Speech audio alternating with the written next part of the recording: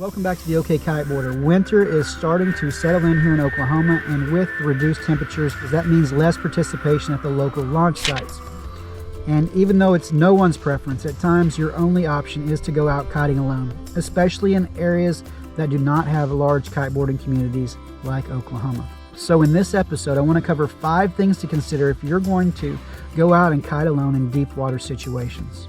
Also, in this episode, I'm going to be using the new GoPro Max 360 camera for all the audio and all the video to see whether or not it's something maybe you would like to add as a tool for some of your kiteboarding adventures as well.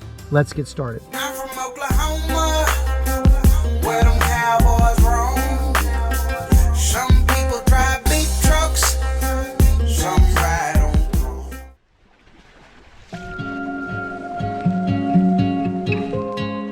Of course, if you're by yourself, you're going to have to come up with an independent way to safely launch and land your kite. Not only that, but also a backup method if some of your current conditions change while out on the water, making your primary landing unsafe.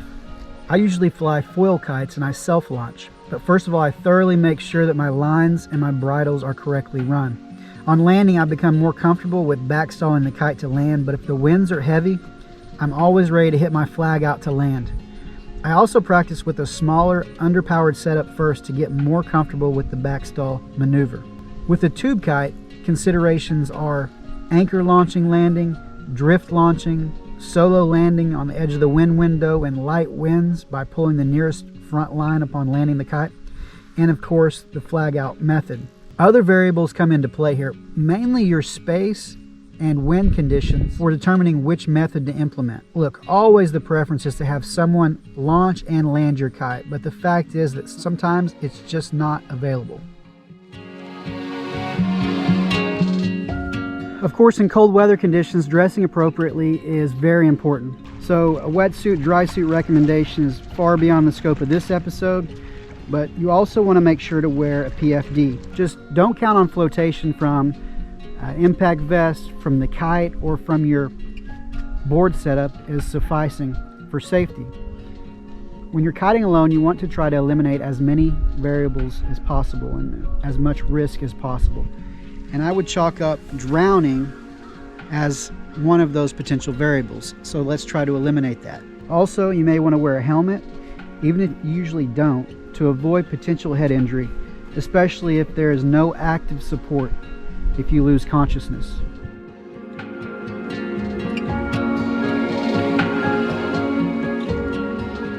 Not only communication with others to let them know where you're going to be and what your time frame is approximately going to be for your kiting session, but also having some type of device like an iWatch with a cell phone plan to be able to reach out to others if you do get in trouble.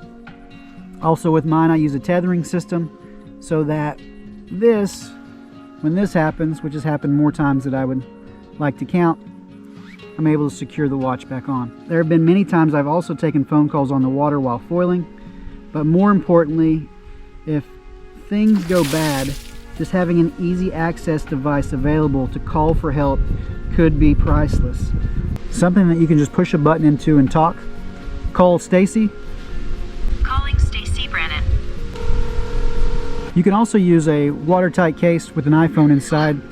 Yeah, I'm stuck out in the middle of the lake. Can you send someone out here to pick me up? Again? Thanks. So again, something also, if you're not using an iWatch, something with a waterproof casing that you can just store inside your PFD and able to bring it out if you do get in trouble. Having some type of communication while kiting, I would count as almost a necessity.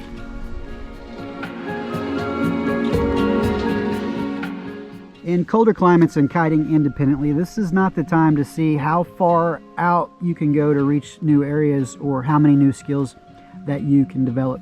Stay closer to your launch site than you would on non-independent kiting days. Limit your tacks to less than a minute going out before transitioning. If the temps are really cold, I would say even less than that. And don't go out with a long list of new objectives and skills to accomplish. And I'm sure many of you are saying, come on, this is ridiculous and this is overly cautious, and you may be right. Maybe this is the reason I am just the OK Kiteboarder, but at least I am the alive OK Kiteboarder.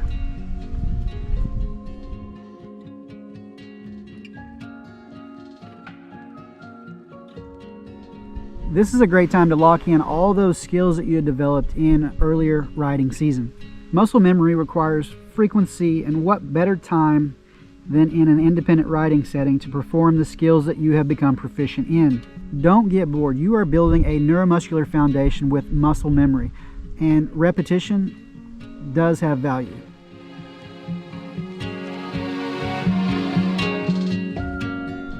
Even though kiteboarding is a very community-driven activity, sometimes it's just not an option to ride with other kiters, and that leaves us in the position requiring us to kite solo. Make sure that you are as safe as possible under these conditions. Please subscribe, comment, and like, and also reach out to these guys for all your kite gear needs.